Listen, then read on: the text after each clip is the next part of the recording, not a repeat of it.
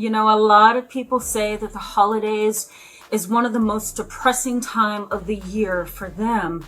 It's really not a surprise for me as a therapist, and it shouldn't be for you either, that there are a lot of people that just simply don't want to do Christmas, Thanksgiving, and even New Year's. Something happens to most people around the wintertime, and while it could be seasonal affective disorder or something known as SAD, it could also be the fact that you're not only being, forced to change your schedule, forced to deal with the darkness and the cold nights, but now you're also forced to figure out, do I want to hang out with my family during the holidays or do I want to avoid them? A lot of us just decide to avoid, and that isn't always the best decision. So in today's video, I'm going to talk about going no contact. And although this is not my number one recommendation, I recognize most of you have probably gone no contact and you don't know how to navigate the holidays. But before we jump into this topic, let me briefly introduce myself in case you're new to my channel. My name is Tamara. I'm internationally and I'm board certified as a trauma therapist. I'm licensed in mental health. I specialize in treating children, teens, and families, as well as adults who are dealing with trauma and life transitions. Let's jump in. There's something known as inhibition. Inhibition. Let me go ahead and put it up on the screen for you right now. That's basically the idea that you're going to accept an altered form of something.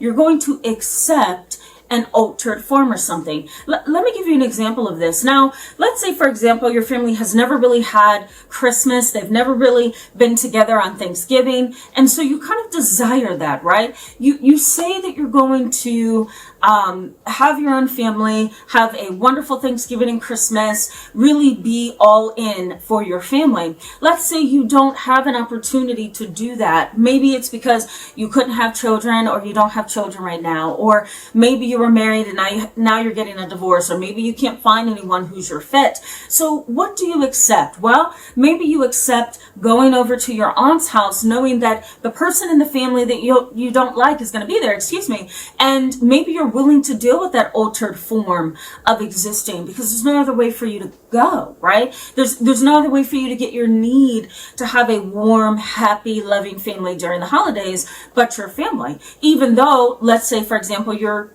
very much no contact with your mother. You know your mother's going to be there, but because it's an altered form of what you really want, you're going to go with it. There's another way to see inhibition. Let's see, for example, you don't get a chance to celebrate the holidays with your brother.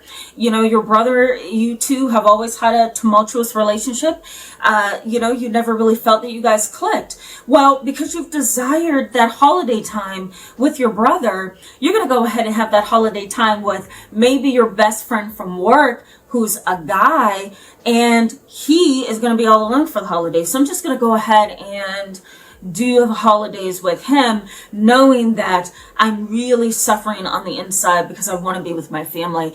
Inhibition. There's also something known as dissociation and compensation. You know what dissociation is, right?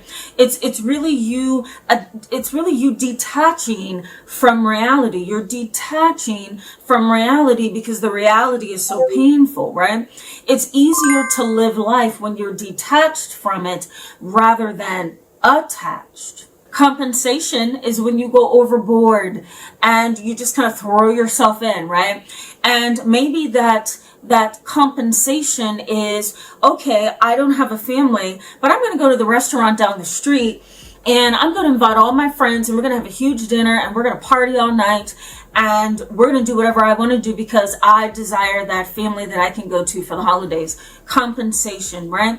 These three things are known as defense mechanisms. And there's plenty more that we're going to get into in a little bit here. Dealing with family is challenging, right? Because you can't pick your family. You guys are related by blood, and sometimes you may be extraordinarily different, even though you're related by blood. I am that way in my family. There's lots of things that my family has done and they do and they say, and I'm like, okay, that's not my style. I got to detach, And so that's a normal process.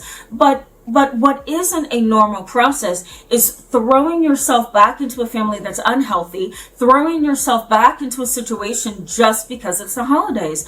I've had at least 10 clients come to me so far this year and say, I am terrified of the holidays because I've gone no contact. I've kind of detached from my family, and yet I desire to be a part of them, or I'm afraid they're going to reach out to me during the holidays, or what do I do if they send me a gift? What do I do if they send me a postcard or some kind of Christmas card? Do I respond? Do I not respond? And that's where I like to remind all of my clients, and I'm going to remind you right here, right now, that there's a couple of things that you need to consider. You want to consider, is this a situation where I need to be 100% no contact? Or should I be 50% no contact, and the other 50%, I can send you a card back. I can call you and wish you a Merry Christmas. I can send you a text message for Thanksgiving, right? So ask yourself, do I really need to be 100% no contact? And if so, why? Can I justify this? Or can I just be 50% no contact, be in and be out at the same time? The other thing that you want to consider is that being no contact with your family is a process. You're not going to just separate from your family and be absolutely okay. You're going to have some guilt. You're going to have some doubts. You're going to have some fears. You're going to have some uncertainty, right?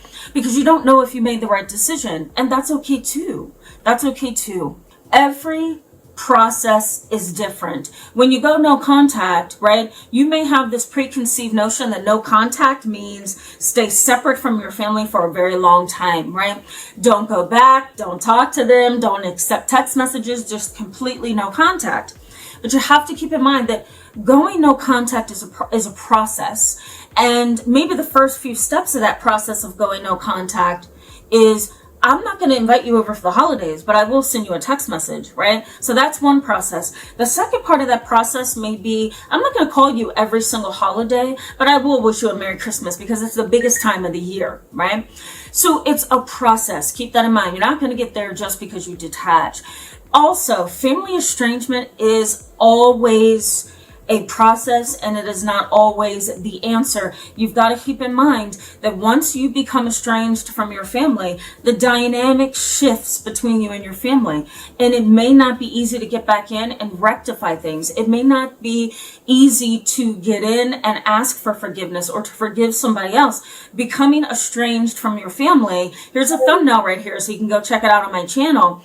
Being estranged from your family is an entire process, and it's good to know what that consists of. Picking and choosing what you participate in within a family may or may not be good for you. If you choose to go to somebody's birthday but then decide to step out on Christmas, that may be a little odd. If you decide to go to a Christmas party with your family members and then skip your nieces and nephews' birthday parties, then that's probably going to be a little bit strange.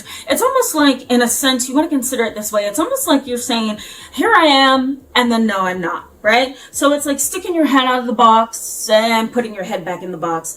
And it's not always a smooth transition, right? So you want to consider that. Am I picking and choosing, and am I confusing this entire no contact process? When you're going no contact, there's defense mechanisms. The first defense mechanism that I see when I am counseling clients who have gone no contact is what we call displacement. Displacement is, I'm taking all my anger, all my hurt, all my pain, and my embarrassment, and I'm displacing it onto someone and something else because I can't address the real issue at this time. Let's say, for example, your father's a psychopath. He has always hurt you. He's made you feel this small, right? He favors your brother instead of you. Well, let's say you go to this family Christmas party, Thanksgiving party, or gathering, I should say, and your brother is sitting there at the table giving you the evil eye, right? He's a narcissist, he's disrespectful, he's uncaring, he's not empathic, right? He's just a complete jerk, for lack of a clinical term. So you see this person sitting at the dinner table, you might take your frustration and everything that you're thinking and feeling and displace it onto your mother, who seems to favor your brother, right? That's an example of displacement. It's something that happens a lot at Thanksgiving. So be mindful of that if you decide to connect with your family. The next is denial. Denial is a very strong defense mechanism, right? You may be in denial about a lot of things. You may not have fully processed your family, going no contact, family estrangement, how you're going to navigate being a part of some things and not a part of other things, right? So denial. The other thing is projection and rationalization. Are you rationalizing this whole thing in a way that makes sense? Are you being wise? Are you being stubborn, right? Are you being unforgiving? Just what am I doing here in this particular situation? Now, projection says, I feel a certain way on the inside, so I'm going to project it onto you. Your sister, for example, may be very narcissistic and arrogant, and it really just irks you and makes you angry, right? But for some reason, you have this strong disdain for her, right? There's almost hatred there. And instead of dealing with your own stuff, you take and project that onto your sister by saying, you've always hated me. You've always been jealous of me. You've never been supportive of me. I know you hate me, for example. That is projection. You're taking your own emotions and you're projecting it onto that other family member. There's repression and avoidance as well as a defense mechanism. Avoidance, I'm not going to deal with this. I'm going to act like nothing ever happened. I'm going to attend Thanksgiving and Christmas and then disappear after. Avoidance. Or repression. I'm going to go to this Thanksgiving dinner, but afterwards, after I've been hurt, offended, and the list goes on, I'm just going to repress all my emotions and act like nothing ever happened. These are not healthy ways to deal with going no contact or being estranged from your family or putting up a boundary with your family. It's not healthy. So I'm going to give you a few things that you can think of, okay? And these are ways that you can deal with this process. You can deal with, this experience that you may encounter over the holidays. The first thing that I recommend is that once you have set a boundary, hold the boundary. Don't move it. You've decided to go no contact. You haven't spoken to family members for months. You haven't emailed or texted anybody. It doesn't really make sense to do that during the holidays. I know for you, it might make sense, right? Because you feel like I should be able to send a text message just so that things are good between us. But think about it from that other person's perspective. I haven't heard from you all summer, all spring and summer, but now that the holidays are here, you're going to text me.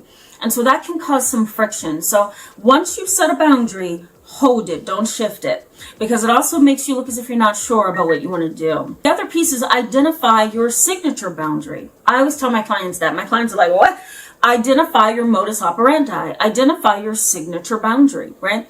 Is my boundary, constantly or perpetually porous, where, I constantly shift it. I move. I'm flexible. I never really hold the boundary. Or is my boundary rigid? Is it rigid where I'm just unforgiving? I'm angry. You did this to me. I'm done with you, right? Is it rigid? Which is not a very healthy boundary. It's usually a boundary out of anger, right? It's a boundary out of being defensive. And you also want to ask yourself, do I have a healthy boundary where I hold my boundary until I'm ready to shift this, until I'm ready to engage with you? Be forgiving, but also still hold that boundary. You can forgive someone, but you don't have to deal with them. You can forgive someone, but you don't have to spend Christmas with them. You can forgive someone, but you don't have to move your boundary. Don't move the boundary. I find that a lot of people who are going no contact, they move the boundary, and that's why they're never taken seriously.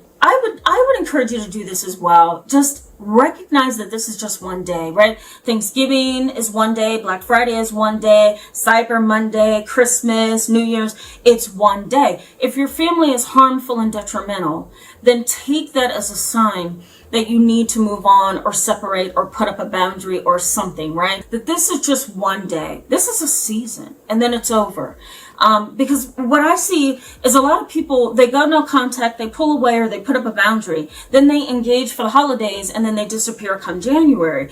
And it's a very confusing process for everybody involved, right? And it kind of builds more pain and rejection into the whole process, right?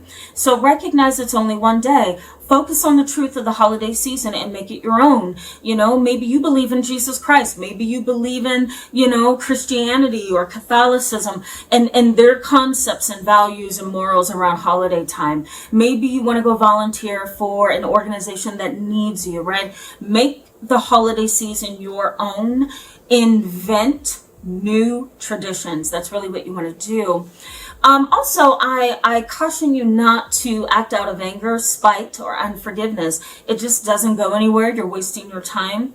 And you're also making the holiday season difficult for you and difficult for the other person. Keep in mind, it's just not worth it. You separated for a reason, right? Or you've considered going no contact for a reason.